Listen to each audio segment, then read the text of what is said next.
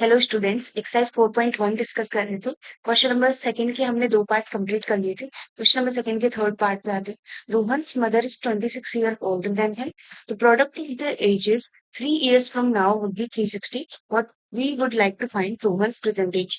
तो इसमें क्या गिवन है कि Rohan's mother is 26 year older than him. तो पहले हम मान लेते हैं कि रोहन की एज है एक्स, तो उसकी मदर की एज क्या हो जाएगी? X plus 26। ठीक है, एक्स प्लस 26। अब यहाँ पे क्या गिवन है कि the product of the ages 3 years from now. इनकी इनके जो एजेस का प्रोडक्ट है 3 years फ्रॉम नाउ। तो 3 years फ्रॉम नाउ मतलब इसकी एज क्या हो जाएगी? 3 साल बाद इसकी एज हो जाएगी x+3। ठीक है, और मदर की एज हो जाएगी x+29। ठीक है, x+29। इन दोनों वैल्यूज का प्रोडक्ट गिवन है 360 के बराबर। ठीक है, इसको फर्दर सोल्व करेंगे इक्वेशन को, तो हमारी इक्वेशन क्या आ जाएगी? x² plus 29x plus 3x। 29 × 3 हो जाता है हमारा 87 इक्वल्स टू 360 हो जाएगा। ठीक है, फर्दर इसको सोल्व करेंगे तो ये हो जाएगा x² प्लस 32x, और 360 को इस साइड लेके आएंगे तो 87 माइनस 360 हो जाएगा -273 इक्वल्स टू 0। ठीक है, अब हमें ऐसे दो नंबर्स चाहिए जिनका प्रोडक्ट हमारा -273 बन जाए और जिनका सम हमारा 32 बन जाए। ठीक है, तो आप अगर 273 को फैक्टराइज करते हो, 273 को फैक्टराइज करोगे तो आपको इसके जो फैक्टर्स हैं वो मिलेंगे 3, 7, 13। ठीक है, ये तीन फैक्टर्स इसके मिलने वाले हैं। तो इनमें से हम बना सकते हैं बेसिकली।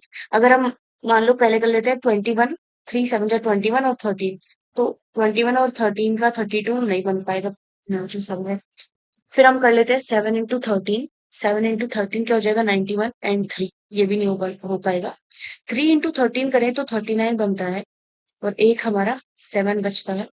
39 और 7 में अगर हम सब्ट्रैक्शन कर दें, ठीक है, इसमें से एक टर्म को नेगेटिव ले लें, तो हमारा प्रोडक्ट जो है वो 32 बन जाएगा। सॉरी, जो हमारा सम है वो 32 बन जाएगा। ठीक है, 39 माइनस 7 इक्वल्स टू 32 हो जाता है। ठीक है, तो यही दोनों दोनों वैल्यूज हम ले लेंगे। इन दोनों वैल्यूज में हम मिडिल टर्म को स्प्लिट कर देंगे।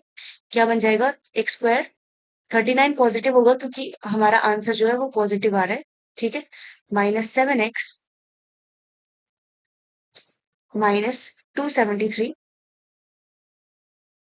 Equals to 0। ठीक है, अब दो दो टर्म्स में से कॉमन लेंगे। पहले दो टर्म्स में से x कॉमन लिया तो हमारे पास बनेगा x+39। ठीक है, x+39।